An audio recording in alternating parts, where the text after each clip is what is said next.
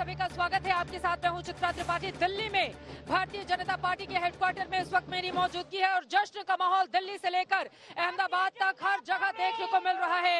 Bharatiya Janata party जिंदाबाद के नारे एक तरफ लग रहे हैं तो वहीं भारतीय जनता पार्टी और भारत माता की जय के नारे भी लग रहे हैं। जय श्री राम के नारे भी यहाँ पर लगते हुए नजर आ रहे हैं। मैं चाहूंगी जरा जगह दीजिए, हिमांशु आप आइए, अंदर की तस्वीरें दिखाएंगे। प्रचंड जीत बीजेपी 1980 में बनी, उसके बाद से लेकर आज तक की ये प्रचंड जीत। कभी भी इतनी सीटें 156 से ज्यादा सीटें बीजेपी कभी भी जीती हुई नजर नहीं आई। दूसरी तरफ की तस्वीरें आपको हम दिखाना चाहेंगे। यहाँ पर देखिए ढोल नगाड़े एक तरफ बजाए जा रहे हैं तो वहीं दूसरी तरफ यहाँ पर लिखा हुआ है सुनिए केजरीवाल।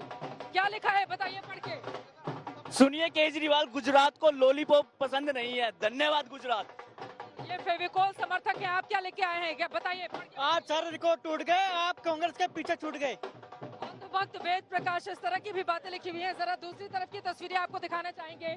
यहाँ पर देखिए भारी भीड़ इस वक्त देखने को मिल रही है। यहाँ पर आप देखेंगे भारतीय जनता पार्टी के तमाम नेता इस वक्त मंच पर जिनकी मौजूदगी है और यहाँ पर कार्यकर्ताओं की भारी भीड़ जो उमड़ी हुई है। प्रधानमंत्री नरेंद्र मोदी का इंतजार किया जा रहा है।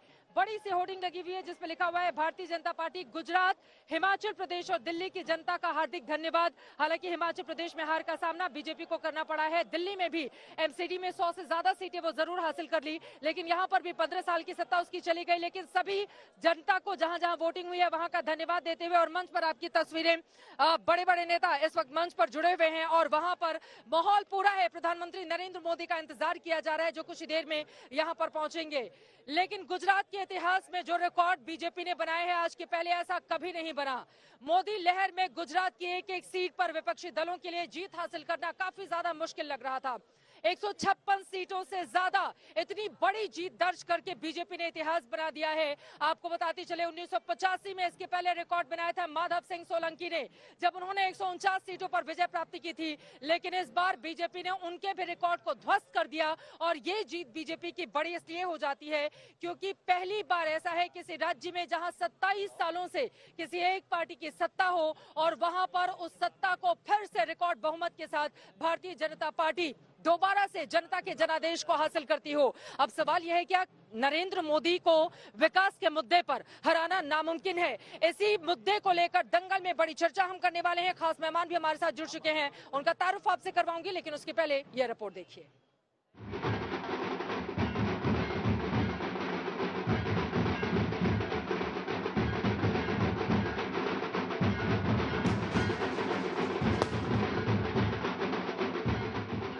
ये जश्न, ये उल्लास, ये उत्सव गुजरात के जन जन में, सूबे के कोने कोने में है, क्योंकि आज केसरिया केसरिया हो गया है पूरा गुजरात।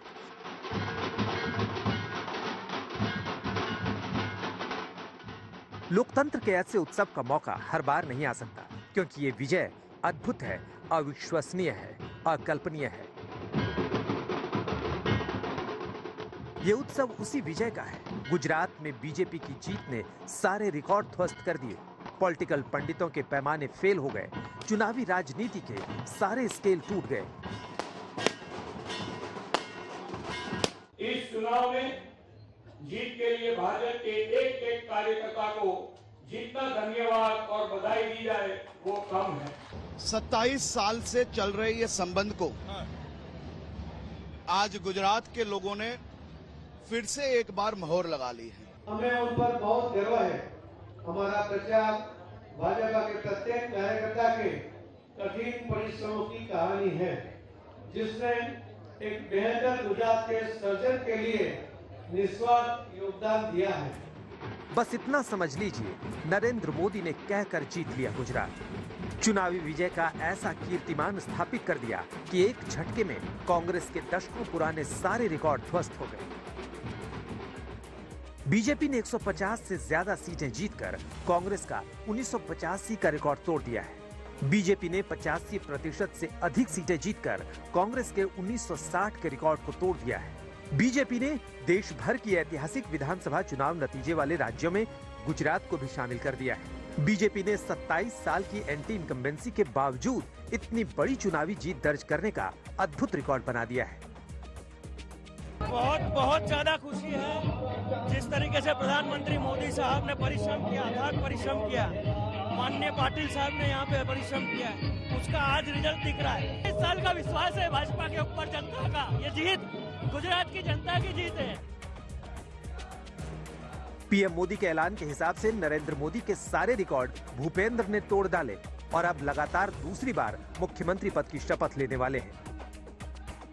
सरकार की मुख्यमंत्री की शपथ विधि का समारोह 12 दिसंबर को 2 बजे गांधीनगर विधानसभा के पीछे हेलीपैड ग्राउंड पर होगा और हमारे आदरणीय प्रधानमंत्री श्री नरेंद्र मोदी साहब जी उस शपथ विधि में शरीक होंगे। एक तरफ गुजरात में बीजेपी ने महाविजय का इतिहास रच डाला है, तो दूसरी ओर विरोधी दल इस हाल में भी नहीं बचे हैं कि सम्मानजनक विपक्ष की भूमिका निभा सके। इस बार के नतीजों में गुजरात के अंदर बीजेपी को 52% से अधिक वोट मिलते दिख रहे हैं, जबकि कांग्रेस को करीब 27% और आम आदमी पार्टी को करीब 13% वोट मिलते दिख रहे हैं, जो कि पिछले चुनाव की तुलना में देखा जाए तो बीजेपी को करीब 3% वोट शेयर का फायदा हुआ है। कांग्रेस को 14% के वोट शेयर का भारी नुकसान हुआ है और आम आदमी पार्टी को 13% के वोट शेयर का भारी फायदा हुआ है। हालांकि गुजरात में सरकार बनाने का दावा करने वाले केजरीवाल की पार्टी 2 अंकों में भी नहीं पहुंच पाई है। सौरभ अख्तानिया और गोपी घांगर के साथ सईद अंसारी, अहमदाबाद, आज तक। क्या विकास के मुद्दे पर नरेंद्र मोदी को हरा पाना काफी ज्यादा मुश्किल है? गुजरात की ये जो जीत है वो क्या कहती है? कई ऐसे सवाल हैं जिसको लेकर दंगल में चर्चा करेंगे। खास मेहमान जुड़ चुके हैं, उनका परिचय आपसे करवा देती हूँ। फॉर्मर कैबिनेट मिनिस्टर और राज्यसभा सांसद इस वक्त हमारे साथ भारतीय जनता पार्टी के राज्यवर्धन सिंह राठौर जी जुड़ चुके हैं। अभय Dubey ji spokes person Congress party के हमारे साथ मौजूद हैं। प्रियंका कक्कड़ स्पोक्स पर्सन आम आदमी पार्टी के इस वक्त हमारे साथ मौजूद हैं। सुजाता पांडे पॉलिटिकल एनालिस्ट हमारे साथ जुड़ी हुई हैं और थोड़ी देर में देवू सिंह चौहान जो कि कैबिनेट मिनिस्टर है कम्युनिकेशन के गुजरात से इस वक्त हमारे साथ जुड़ेंगे। लेकिन सबसे पहले अभय दुबे जी, आज तो शुरुआत आपसे ही करते हुए उसके बाद मैं राज्यवर्धन जी के पास जाऊंगी। क्या हाल बना लिया आप लोगों ने गुजरात पे? हालांकि हिमाचल की जीत को आपको बधाई, लेकिन जिस कांग्रेस ने बीजेपी को 2017 में नाको चने चबवा दिए थे, 77 सीटें जीत कर आई थी, वो 16 से 18 के बीच सिमटती हुई नजर आ रही है। आरंभ है प्रचंड ये बीजेपी के 2024 के लिए। कैसे लड़िएगा भारतीय जनता पार्टी से आप? चित्रा जी, जनमत का सम्मान करते हुए गुजरात में भारतीय जनता पार्टी और प्रदेश के सभी लोगों को बधाई। हिमाचल प्रदेश के लोगों को जिन्होंने कांग्रेस को इतना प्रतिसाद दिया। हिमाचल प्रदेश के तो चप्पे चप्पे में प्रधानमंत्री जी के चेहरे पर चुनाव लड़ा गया। राजनाथ सिंह जी, जेपी नड्डा जी जो वहीं के रहने वाले हैं, राष्ट्रीय अध्यक्ष हैं, आदित्यनाथ जी, राजनाथ सिंह जी, स्मृति ईरानी, 10-10, 15-15 सभाएं वहां की। मगर वहां पर संदेश साफ देश को दिया हिमाचल प्रदेश ने कि भारतीय जनता पार्टी की हार के आगे महंगाई और बेरोजगारी पर जीत है। मैं आपके एंकर को सुन रहा था गुजरात से। गुजरात में उसने कि कांग्रेस पार्टी वहां मुद्दे तो बहुत थे मगर मुद्दों को भुना नहीं पाई। तो फिर आखिर भुनाया क्या गया गुजरात में? बिल्कुल ठीक है, मुद्दे थे कि कैसे वहां पर 2,84,000 अवैध शराब के और ड्रग्स के प्रकरण बने। देश में 80% बच्चे कुपोषण का शिकार थे। वहां पर मोरबी जैसा बड़ा हादसा हुआ जिसमें बचाया गया उद्योगपतियों को। तो मुद्दे तो थे, तो फिर किन मुद्दों ने वहां काम किया? तो दो प्रमुखता से हमको देखना होगा। मुद्दे तो थे, लेकिन वो मुद्दे कांग्रेस के लिए काम क्यों नहीं करते हैं? आत्ममंथन करना होगा सर आपको। पिछली बार 41% वोट शेयर हासिल करने वाली कांग्रेस पार्टी 27% पर आकर सिमट जाती है। 16 सीटें आपको समझ में आ रहा है? 3 दशक हो चुके हैं गुजरात से आपको बाहर हुए।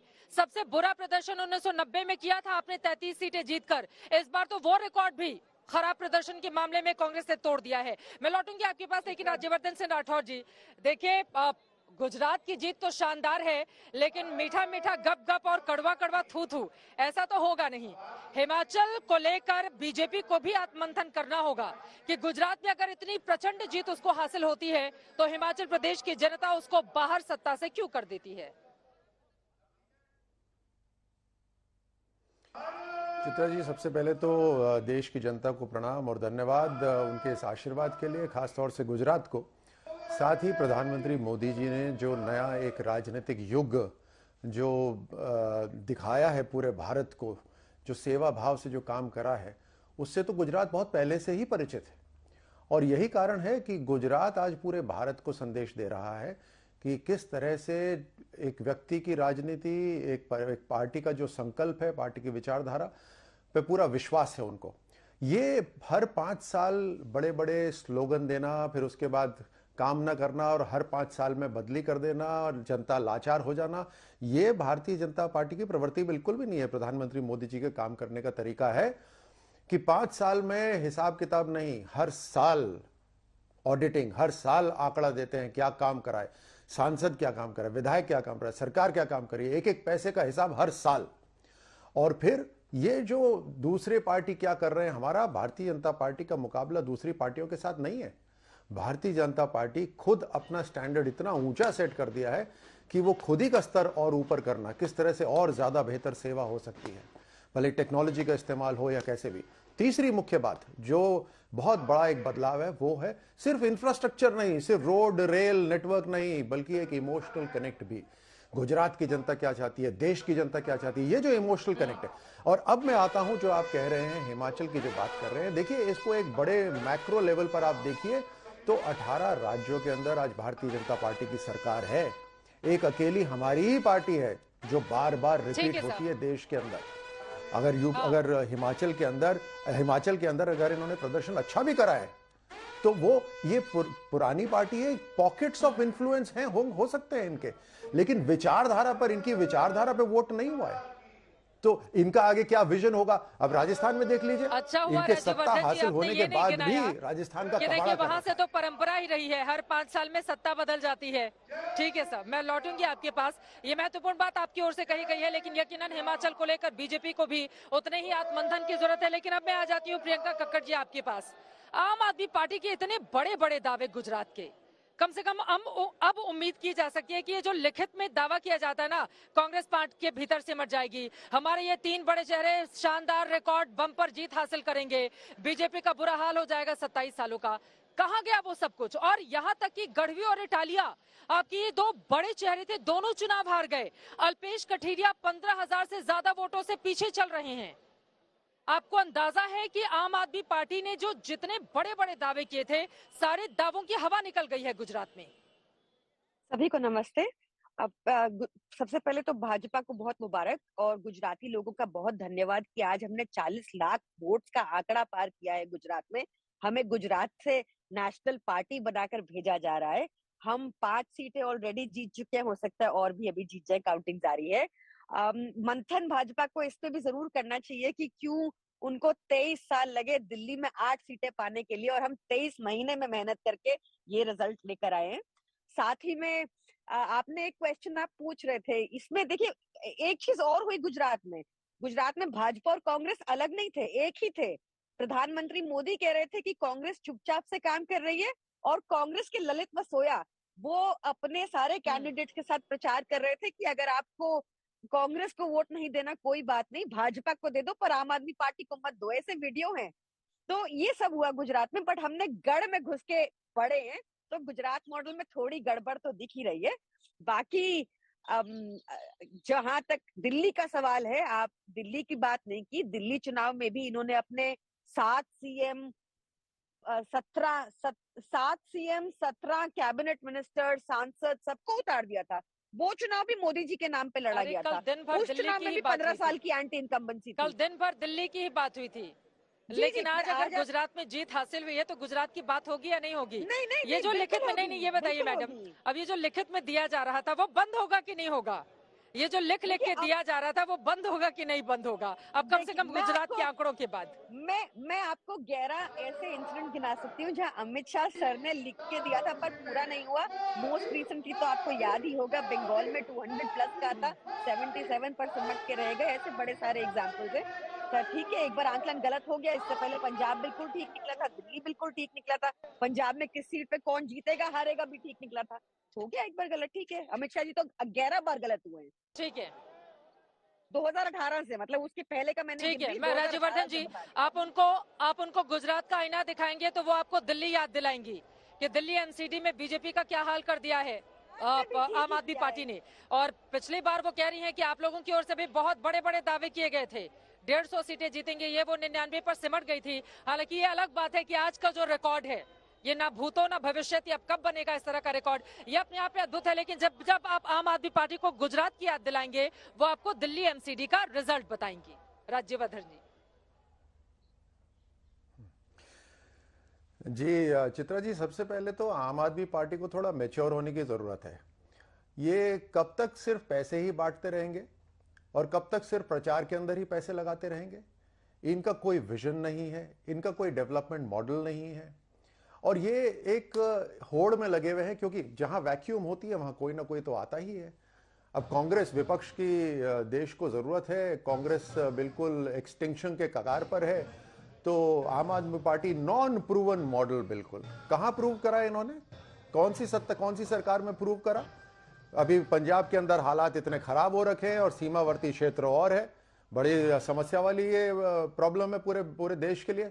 अब देखिए आगे वहां क्या होता है। दिल्ली का आधा स्टेट, वहां पे सिर्फ पैसे बांट रहे हैं, और जहां ये जाते हैं हम ये बोलते हैं हम इनको ये दे देंगे, हम ये मुफ्त में भारत को कब तक चलाएंगे? दूसरे तो वो पहली बात है, ये आम आदमी पार्टी कर ले। उसका जैसे मैंने कहा कि ये नॉन प्रूवन पार्टी है, बहुत जल्दी एक्सपोज हो जाएगी। ये जो बार बार बात करते हैं कि इतने सीएम उतार दिए, इतने दिग्गज नेता उतार दिए, देखिए आपको इससे तकलीफ होती है तो होए, हम तो हर जगह जाएंगे ही। हमारा तो जनसंपर्क लगातार चलता रहता है। चुनाव में चुनाव हो या चुनाव नहीं हो, चुनाव हो या चुनाव नहीं हो, हमारा जनता से संपर्क लगातार चलता रहता है और वो रुकता नहीं है, और उसका कहीं ना कहीं फीडबैक मिलता है और उससे हमारी योजनाएं और बेहतर होती है।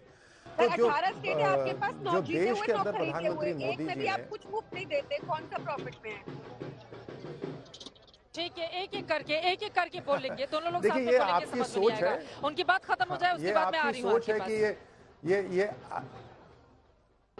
हाँ, आपके ये भारतीय जनता पार्टी के जो विधायक होते हैं उनकी तो कहीं ऐसी बाड़ेबंदी नहीं होती, उनको तो कहीं घेर के अंदर नहीं रखा जाता।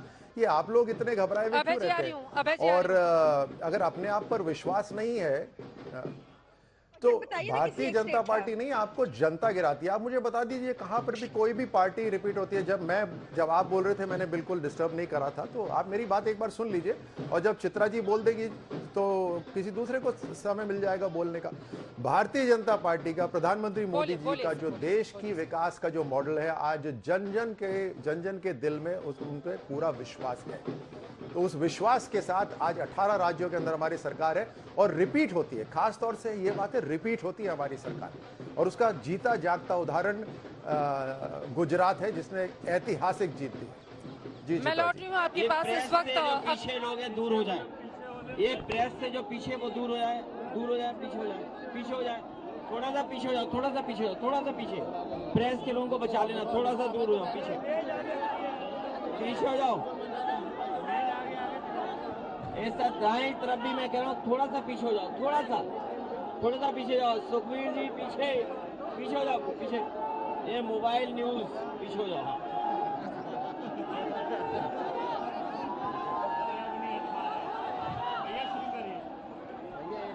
मैं अपने मोबाइल रहने दो बेटा, मोबाइल। मैं अपने प्रेस के सभी लोगों का बहुत धन्यवाद देता हूं। ये जीत मैनपुरी के मतदाताओं की जीत है।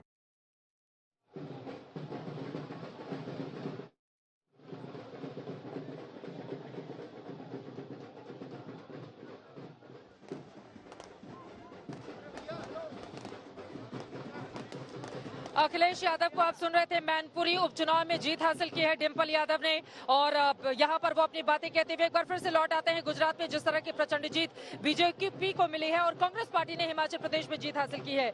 सुजाता पांडे जी सीधे आपके पास आते हुए, लेकिन उसके पहले जल्दी से अभय दुबे जी आपका रुख करते हुए, कांग्रेस पार्टी न 3 में न 13 में गुजरात में, इतने सालों की सत्ता, लेकिन अब कम से कम कांग्रेस को इस बारे में आत्ममंथन करने की जरूरत है। भारत जोड़ो यात्रा तो शानदार चल रही है, भीड़ भी उसमें खूब उमड़ घुमड़ रही है, लेकिन वोट जोड़ो यात्रा भी अब आप लोगों को निकालनी पड़ेगी अभय दुबे जी, ताकि जनता छिटके नहीं, कम से कम जितना पिछले साल का प्रदर्शन है वही रिपीट हो पाए। चित्रा जी, पहली बात तो मैं ये बता दूं कि एंटी इनकम्बेंसी का व्यापक असर था खुद जहां से राठौर साहब आते हैं वहां राजस्थान में भारतीय जनता पार्टी बुरी तरह से आ रही। 43% कांग्रेस पार्टी का वोट शेयर है तो सिर्फ 30% भारतीय जनता पार्टी। छत्तीसगढ़ में बुरी तरह हारी, 44% कांग्रेस और 30% भारतीय जनता पार्टी। भारत जोड़ो यात्रा का प्रश्न है तो मैं वही कह रहा था कि छोटा रास्ता राहुल गांधी जी नहीं अपना रहे सत्ता की भूख का भारतीय जनता पार्टी की तरह, सांप्रदायिक विद्वेष फैलाकर संस्थाओं का मैं बहुत बहुत धन्यवाद और आभार प्रकट करूंगा। वही मैं देख रहा हूं बहुत सारे हमारे पार्टी के और आम लोगों ने जिस तरीके से समर्थन दिया है, मैं उन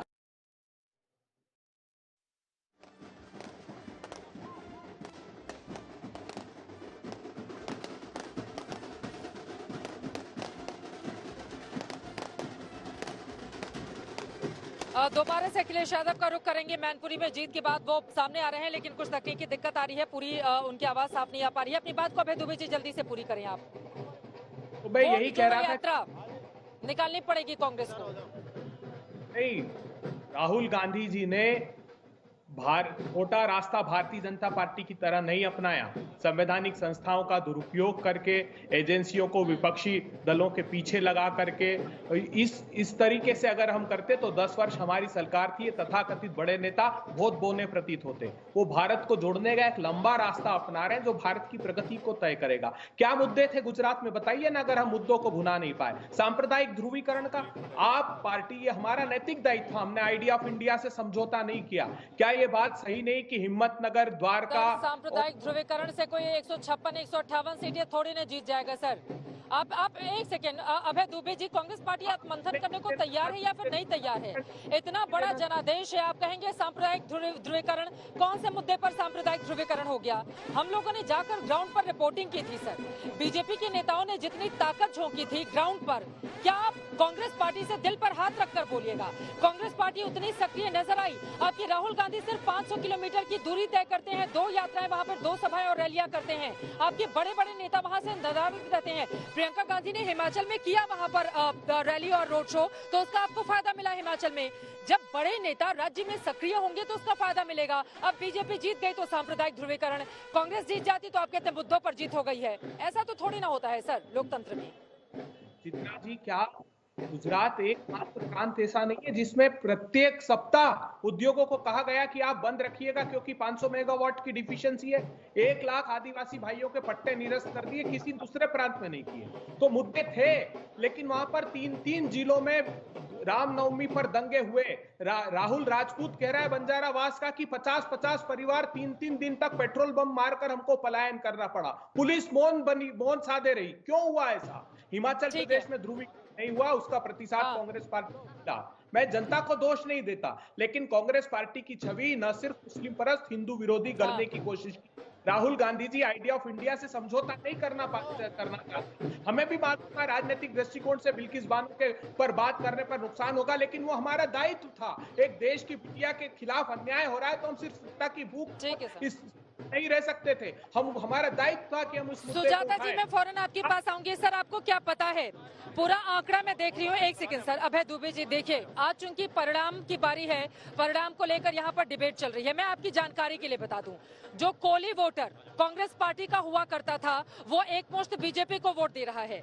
जिन दलित वोटरों के सहारे आप अपनी नैया पार करवाते थे वो बीजेपी में शिफ्ट हो रहा है। जो मुस्लिम वोटर कांग्रेस पार्टी को एक मुश्त वोट किया करता था, बीजेपी को बहुत थोड़ी तादाद में, वो आम आदमी पार्टी और एमआईएम के साथ बंटवारा हो रहा है।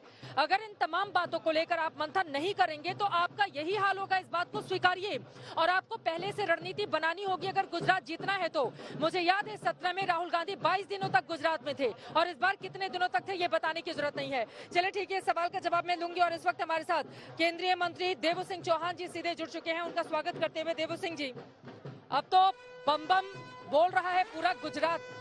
भारतीय जनता पार्टी ने जो प्रचंड जीत हासिल की है, कांग्रेस ये कह रही है कि सांप्रदायिक ध्रुवीकरण यही एकमात्र वो मुद्दा है जिसके कारण बीजेपी को ये सीटें मिली हैं। क्या है इस पर जवाब आपका? देखिए, कांग्रेस की यह मानसिकता रही है, जब भी कांग्रेस हारती है या तो वो सांप्रदायिक ध्रुवीकरण की बात करेंगी या तो फिर वो ईवीएम पे ठिकरा फोड़ेगी। उनका हारने का कारण हमेशा फिक्स रहता है। ये कांग्रेस कभी भी विकास की राजनीति को समझ ही नहीं पाएगी। कांग्रेस जिस तरीके से नेतृत्व विहीन है, संगठन विहीन है और आंतरिक गुटबाजी में इतनी गर्त कांग्रेस कभी भी गुजरात की जनता की मानसिकता, गुजरात की जनता की परिपक्वता, जो विकास को समझती भी है और विकास को समर्थन भी करती है, ये कांग्रेस की समझ के पर है। इसलिए कांग्रेस के नेता जब भी हारते हैं, या तो वो सामाजिक ध्रुवीकरण की बात करेंगे, या सांप्रदायिक ध्रुवीकरण की बात करेंगे, या तो फिर ईवीएम पे ठिकरा फोड़ेंगे। प्रधानमंत्री नरेंद्र मोदी का इंतजार किया जा रहा है। बीजेपी दफ्तर में तैयारियां पूरी हो चुकी हैं। हजारों की तादाद में यहां पर कार्यकर्ता पहुंच चुके हैं जो जोश से लबरेज हैं। पीएम का इंतजार किया जा रहा है। थोड़ी देर के बाद आपको बता दें प्रधानमंत्री नरेंद्र मोदी यहां पर पहुंचेंगे और ये तस्वीरें इस वक्त आप देख रहे हैं बीजेपी हेडक्वार्टर की, जहां पर जबरदस्त भीड़ कार्यकर्ताओं में देखने को मिल रही है। कार्यकर्ता उत्साहित भी हैं। नरेंद्र मोदी का प्रधानमंत्री का इंतजार किया जा रहा है क्योंकि गुजरात में जो कमाल का प्रदर्शन किया है मोदी की इस लहर में भारतीय जनता पार्टी ने, उसको लेकर बीजेपी का यह दावा है, न भूतो न भविष्यति। बीजेपी 1980 में गठित होती है। 1981 का पहला उपचुनाव वो नरोड़ा से पाटिया से जीतती है, लेकिन उसके बाद आपको बताते चले कि कभी इतनी प्रचंड जीत का मौका उसके लिए नहीं आया। लेकिन 27 सालों की सरकार रहने के बावजूद अगर बीजेपी प्रचंड तरीके से न सिर्फ सत्ता में वापसी करती है बल्कि इतिहास बनाती है तो ये भी अपने आप में अद्भुत है। और यकीनन गुजरात के लोकतंत्र की ये तस्वीरें जो दिल्ली तक उसकी धमक आप महसूस कर सकते हैं कि बीजेपी यहां से अब आगे के चुनावी राज्यों के लिए बड़ा संदेश देना चाहती है, क्योंकि एक तरफ राजस्थान में इलेक्शन है। जरा जल्दी से हिमांशु आप आइए, पीछे की तस्वीरें दिखा देते हैं। जरा हटिए। विधायक जी आगे हैं, बताइए सर क्या चल रहा है? प्रधानमंत्री जी का इंतजार किया जा रहा है। बिल्कुल और एक आज हमारी बहुत भारी जीत, जो एक ऐतिहासिक जीत जो हमने दर्ज की है, और उसके लिए लड्डू भी आ गया, लड्डू और सारे हमारे कार्यकर्ता और हमारे पूरे, आप देख रहे हैं कितना जोश है हमारे कार्यकर्ताओं में, और एक बहुत जोश। देखिए लड्डू यहाँ पर बांटा जा रहा है, खुशी का मौका है, खुशी सेलिब्रेट कीजिए। एंकरिंग कर रहे हैं सर, एंकरिंग कर रहे हैं, ऐसा मत कीजिए। थोड़ी सी जगह दीजिए। यहाँ पर तस्वीरें जरा आपको दिखाना चाहेंगे। ऊपर आप देखिए भारतीय जनता पार्टी का बड़ा सा होर्डिंग वहाँ पर लगा हुआ है और लिखा हुआ है गुजरात, हिमाचल प्रदेश, दिल्ली की जनता का हार्दिक धन्यवाद। प्रधानमंत्री नरेंद्र मोदी की और जेपी नड्डा की तस्वीरें लगी हुई हैं। दूसरी तरफ आप देखेंगे पहली पंक्ति में भारतीय जनता पार्टी के कार्यकर्ता किस तरह से यहाँ पर बैठे हुए हैं। थोड़ी जगह दीजिए तब तो आगे आऊंगी। यहाँ पर आप हिमांशु आइए, ये देखिए किस तरह से बीजेपी के कार्यकर्ता जोश में यहाँ पर बैठे हुए हैं। मोदी के नारे लग रहे हैं और काफी कतारों में लोग बैठे हुए हैं भारी तादाद में। यहाँ पर बीजेपी को जिस दिन का इंतजार था वो दिन आ गया। गुजरात में प्रचंड जीत हासिल कर ली है और इसी के जरिए 2024 के लिए भी बड़ा संदेश देने की कोशिश यहाँ पर बीजेपी की ओर से की जाती है। राज्यवर्धन जी सीधे आपके पास आते हुए, देवू सिंह जी उसके बाद मैं आपके पास फौरन लौटूंगी। राज्यवर्धन जी देखिए बीजेपी ताकत दिखाने की तैयारी में है और आप चूंकि खास मेहमान हैं तो मुझे ये भी पता है कि आज की इस जीत से ये जो इतना बड़ा भव्य समारोह हो रहा है दिल्ली बीजेपी के दफ्तर में, इसके जरिए राजस्थान में भी बड़ा संदेश देने की कोशिश, क्योंकि अगले साल वहीं पर कड़ी और बड़ी परीक्षा होनी है आप लोगों की। जी, राजस्थान एक ऐसा उदाहरण है जो पूरे देश के सामने कि बड़े बड़े नारे देकर जिस तरह क्या नाटकीय तरीके से राहुल गांधी आए थे और गिनती गिन रहे थे 1, 2 और 10 तक गिनती करिए और 10 तक गिनती में किसानों का जो लोन था वो सारा माफ हो जाएगा। बेचारे किसान आज तक दर दर भटक रहे हैं, कोई लोन माफी नहीं हुई। उसी समय ऐलान करा था राहुल गांधी जी ने कि बेरोजगारी भत्ता दिया जाएगा। युवाओं लाइन में कतार में खड़े हुए, लेकिन आज भी उनका यह हाल है। किसानों का तो यह हाल है कि एमएसपी में बाजरा भी नहीं खरीदा गया, बल्कि पड़ोसी राज्य हरियाणा और मध्य प्रदेश में एमएसपी पे खरीदा गया। तो अब मैं आपको गिनाने लगूंगा, चाहे पेपर लीक का मामला हो, चाहे कन्हैया की हत्या हो, चाहे किस तरह से अब करौली, जोधपुर, भरतपुर दंगे ही दंगे, मतलब अनगिनत, तो उसको तो हम गिना ही नहीं। लेकिन ये इनकी हालत है और यही हालत इनकी दूसरे राज्यों के अंदर भी है और इसीलिए ये रिपीट नहीं होते। तो निसंदेह गुजरात ने एक बहुत बड़ा संदेश दिया है। भारतीय जनता पार्टी, प्रधानमंत्री मोदी जी का जो नई राजनीति है उसको, उसमें पूरा विश्वास दिखाया है और उसी तरह राजस्थान के अंदर भी यही नतीजा होगा। ये अपनी राज्य सरकार की ताकत लगाकर भले ही भारत जोड़ो के अंदर लोगों को जोड़ने लग जाए, लेकिन वो वोट देने वाली जनता नहीं है, वोट इनके विपरीत ही पड़ने वाले हैं। अभय दुबे जी जवाब दीजिए इस पर। वो भी से राजस्थान की भी तैयारी करते हुए दिखाई दे रहे हैं। अरे आज ही कांग्रेस पार्टी की बीजेपी जैसी मजबूत और इतनी बड़ी पार्टी से लड़ने के लिए? अरे आज ही तो इतने बड़े अंतर से राजस्थान में उपचुनाव विधानसभा हारे हैं साहब। 20 लाख किसानों का कर्ज माफ किया तत्काल राजस्थान कांग्रेस सरकार ने, और जो 6,000 करोड़ रुपए पिछला 50,000 रुपए कर्जा माफ की घोषणा राजस्थान में बीजेपी ने की थी, उसको भी कांग्रेस पार्टी की सरकार ने चुकाया है। हर एक प्रांत में देख लीजिए, मध्य प्रदेश में 27 लाख किसानों का कर्ज माफ हुआ। इतनी प्रचंड जीत अगर गुजरात में मिली है तो आज एक वादा कीजिए देश से आप प्रधानमंत्री जी की 400 रुपए का गैस का सिलेंडर कर देंगे, 60 और 70 रुपए पेट्रोल और डीजल कर देंगे। इंटरनेशनल मार्केट में आज जब प्रधानमंत्री जी आप ये जश्न मना रहे हैं तो क्रूड ऑयल के प्राइस बहुत गिर गए हैं, 60 रुपए के नजदीक आ गए। आज तो कम से कम राहत दीजिए, 27 लाख करोड़ का डाका डाला गया है। हिमाचल का भी यही संदेश है। हिमाचल के जब उपचुनाव हारे थे तो वहां के मुख्यमंत्री ने साफ कहा था कि महंगाई की वजह से हार गए। सबसे महंगा पेट्रोल राजस्थान में है, उसको कम करा दीजिए। सबसे महंगा पेट्रोल राजस्थान में है वो कितने का मिलेगा हिमाचल प्रदेश में? हमने तो कहा है, हमने साफ कर 500। सुनिए चित्रा जी, पुरानी पेंशन लागू करेंगे, 500 रुपए सिलेंडर पर हम कम करेंगे, 300 यूनिट तक बिजली मुफ्त देंगे। जो कहते हैं वो करते हैं। मध्य प्रदेश आइए, हमने जैसा वादा किया था तत्काल पूरा किया। छत्तीसगढ़ में, राजस्थान में सब जगह ओपीएस लागू की। वहां पर अग्निवीर स्कीम का बहुत प्रतिकूल प्रभाव पड़ा। प्रधानमंत्री जी एक बार फिर हिमाचल की हार से सबक लीजिए। ये तो राजस्थान में भी पूर्व सैनिकों के मन में और बच्चों के भविष्य के जो उज्जवल भविष्य का सपना सेना में जाकर देश की सेवा का देखते हैं, उस पर प्रतिकूल प्रभाव पड़ेगा। ठीक है सर, लौट कर एक बार फिर से आ जाते हैं गुजरात और हिमाचल प्रदेश पर ही। ठीक है, देवू सिंह चौहान जी, मैं फौरन आपके पास आ रही हूँ। सर, सुजाता पांडे जी बहुत देर से हमारे साथ जुड़ी हुई है, एक जल्दी से उनकी त्वरित टिप्पणी। सुजाता पांडे जी, देखिए गुजरात की जीत प्रचंड है, वो अद्भुत है, और ऐसे उदाहरण भी हिंदुस्तान की राजनीति में बहुत कम देखने को मिलते हैं। लेकिन सवाल ये भी पलटकर पूछा जाएगा कि गुजरात में इतना बड़ा कमाल करने वाली भारतीय जनता पार्टी हिमाचल प्रदेश में फिसड्डी क्यों रह जाती है? मैं हिमाचल पे आऊंगी, लेकिन सभी पार्टी के प्रवक्ताओं ने पार्टी लाइंस को रखा। मैं थोड़ा जनता के मन स्थिति को थोड़ा व्यक्त करना चाहूंगी। चित्रा जी, जैसा कि आप खुद ही कह रही थी कि आज इतिहास रचा गया है, ये सच है कि आज बाएं हाथ के इतिहास को नकारते हुए 56 इंच के सीने ने 156 सीटें लाके नया इतिहास रचा है। ये भी सच है कि गुजरात की जनता को के हितों को एक तरफ रख के भारत जोड़ो यात्रा में पुशअप करने वाले को जनता ने हाशिए पे पुश कर दिया है। दिल्ली से आए हुए अति अवसरवादी और अति आकांक्षावादी के कुछ लोग जो गुजरातियों को फ्री का सामान बेच रहे थे, गुजरातियों ने उनको आटे दाल चावल का भाव बता के वापस दिल्ली भेज दिया है। देखिए, जो भाईजान जिन्ना बनना चाहते थे, उसकी राजनीति करना चाहते थे, उसको भी खुदा हाफिज करके निजाम के घर वापसी कर दी। कांग्रेस के सारे बादाम, और बादाम से मतलब है जो उनका समीकरण था, उसमें बैकवर्ड, आदिवासी, दलित, मुसलमान, वो सारे बीजेपी खा गई। कुछ छिलके आपको भी मिल गए। देखिए, तो आज सच ये है चित्रा जी कि आज जो गुजरात में हुआ है वो उस डॉक्टर डैंग के उस थप्पड़ की तरह है जिसकी गूंज सिर्फ देश में नहीं विदेशों में भी सुनाई देगी। उन लोगों को जो मोदी विरोधी आर्टिकल पढ़ के न्यूयॉर्क टाइम्स में उठते हैं और खान मार्केट के गैंग के साथ में डिनर करते हुए उनका दिन खत्म होता है। सच तो ये है चित्रा जी की जितने डिबेट मैंने आपके साथ किए हैं और आपके ये जितने प्रवक्ता थे सब चिल्ला के कह रहे थे ना कि मोदी रावण है। आज गुजराती जनता ने इनकी पूरी लंका जला दी। जहां तक हिमाचल की बात है, मुझे ये लगता है कि बीजेपी को जरूर समीक्षा करनी चाहिए, क्योंकि वहां पे बीजेपी खुद के बीजेपी के लड़ रही थी, जो उनके बागी विधायक थे। मुझे लगता है कि वो एक बहुत बड़ा कारण रहा, क्योंकि वोट प्रतिशत का अंतर तो बिल्कुल नहीं है। आप देखिए, मुझे लगता है कि आप गुजरात से ही आते हैं।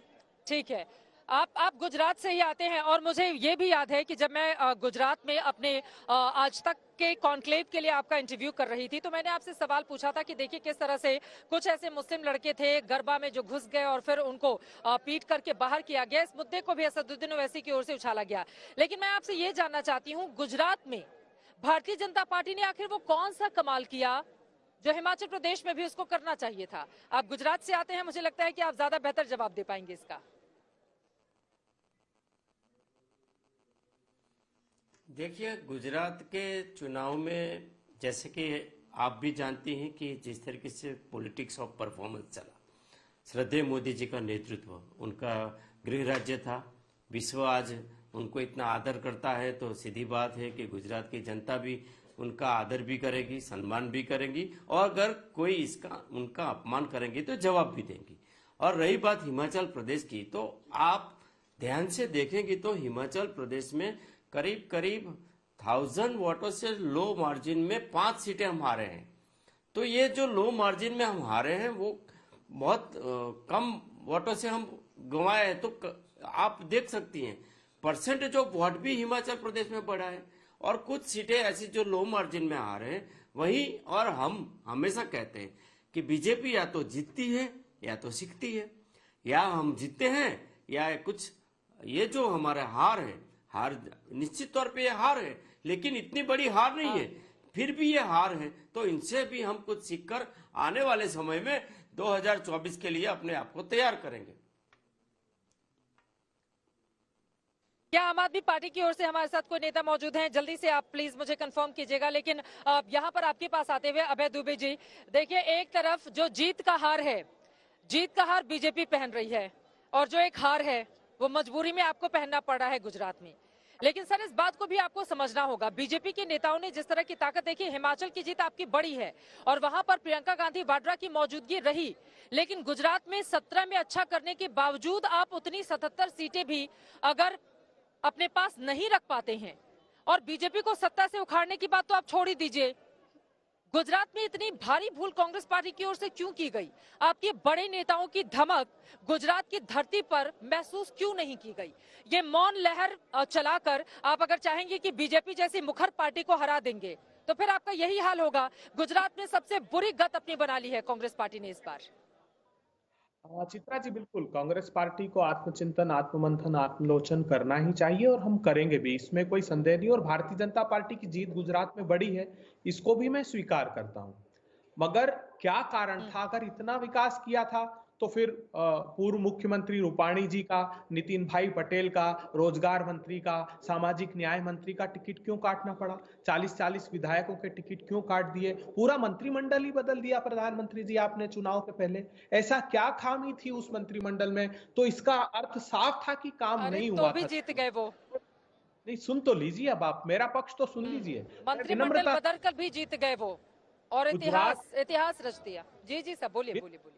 गुजरात में मैं, विश्वास मानिए, गुजरात और हिमाचल प्रदेश दोनों में चुनाव में रहा हूं। गुजरात में लोग व्यथित थे महंगाई से।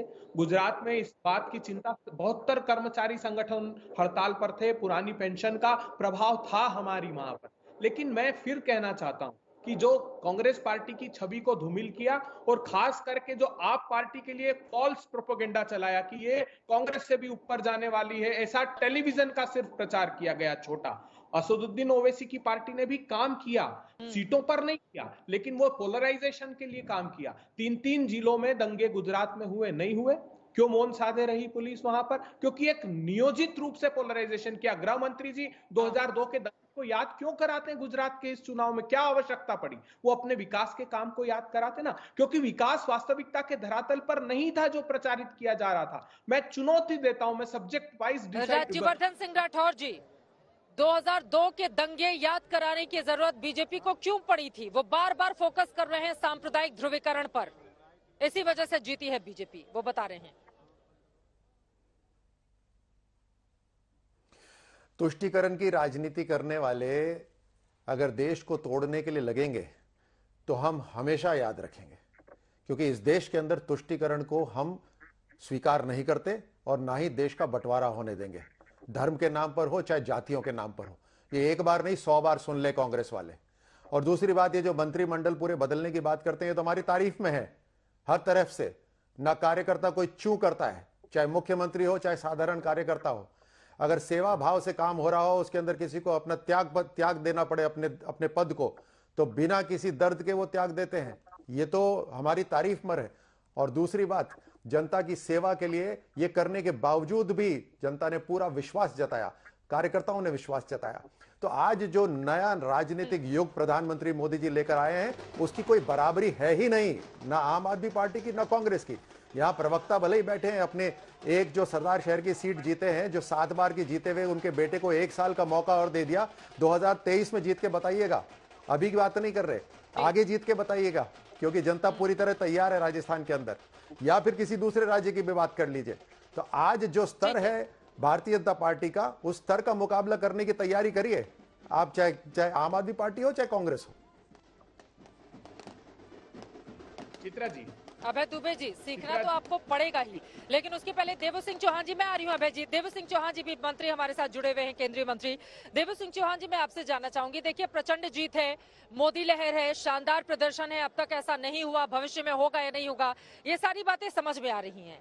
लेकिन दूसरी तरफ राजनीतिक विश्लेषक ये भी बोल रहे हैं कि अगर आम आदमी पार्टी और असदुद्दीन ओवैसी की पार्टी वोटों का बंटवारा नहीं करती तो भारतीय जनता पार्टी की इतनी बड़ी जीत नहीं होती गुजरात में। ऐसा हुआ है क्या?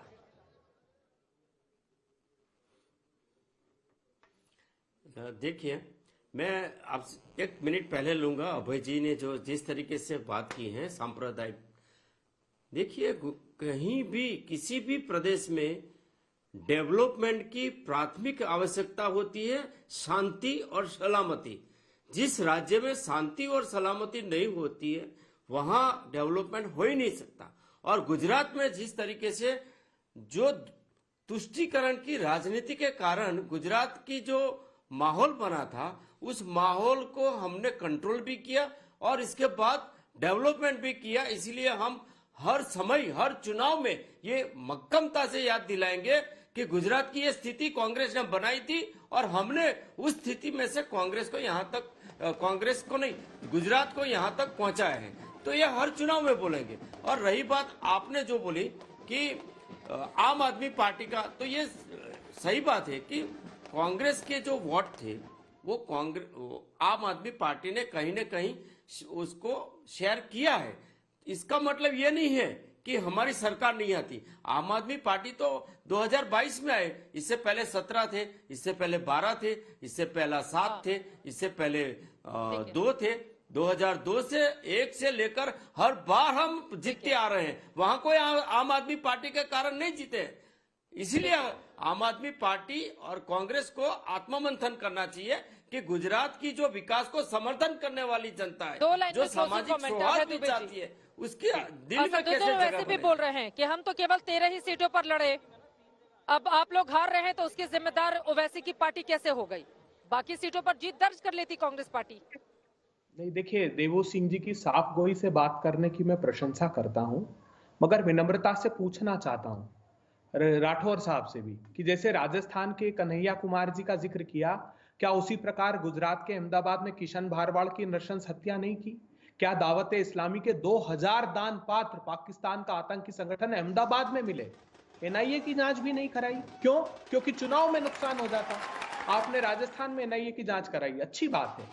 कितने आतंकियों को टिकट दिया ये भी देश पूछेगा। सैफुल्ला फारूक जैसे पंडित का हत्यारे को, तारिक अहमद मीर जैसे, तालिब हुसैन जो अमित शाह साहब के पीछे खड़ा हुआ था, तो वो देश सवाल नहीं पूछेगा। ये दोहरा मापदंड क्यों है? तुष्टीकरण की बात करते हैं तो आप विकास के मॉडल जो आप गुजरात की बात करते हैं, मैं चुनौती दे सकता हूँ आपको, चुनाव वहां पर विकास जो वक्त हमें इतने की ही इजाजत देता है। आप तमाम मेहमानों का बहुत शुक्रिया हमारे साथ दंगल का हिस्सा बनने के लिए। लेकिन सवाल बड़ा है, गुजरात का दंगल खत्म होने के बाद ये जो नया दंगल अब पार्टियों के भीतर छिड़ गया है, अब इसका रिजल्ट क्या होगा देखना महत्वपूर्ण लगा होगा। लेकिन प्रधानमंत्री नरेंद्र मोदी का इंतजार किया जा रहा है। और नमो यहाँ पर आ गए हैं, बाबा जी इधर आइए, देखिए एक तरफ आ जाइए। समस्तीपुर मुलाकात, मैं बिहार बेगूसराय पन्हात से आया हूँ और मेरा नाम सरवन साहब, मेरे पिता का नाम श्री भागरथ। क्या करने आए हैं? मैं जय भारत, मैं जीत का जश्न मनाने आया हूँ। और ये देखिए नमो नमो करते हुए ये आ गए हैं, जिंदाबाद के नारे भी लग रहे हैं।